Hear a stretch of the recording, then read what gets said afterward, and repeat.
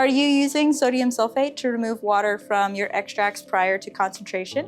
Well, if you are, look no further than the PrepXpert-8 here. As you can see on my system, I have sodium sulfate cartridges in line with my SVE cartridges. The functionality of the software allows you to input these action steps which pause the system. So after your air dry step is complete, you would basically have this action step which would tell you to put these sodium sulfate cartridges on.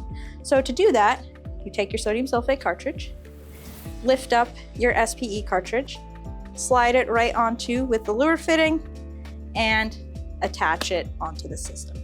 So now, as your elution solvent goes through to elute your analytes from your SPE media, it's going to go through this sodium sulfate cartridge into your collection vessel. So here I have a turbovap tube.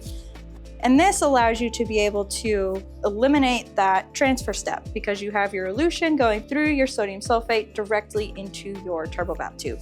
From there, transfer that to your turbovap and you can begin your concentration process.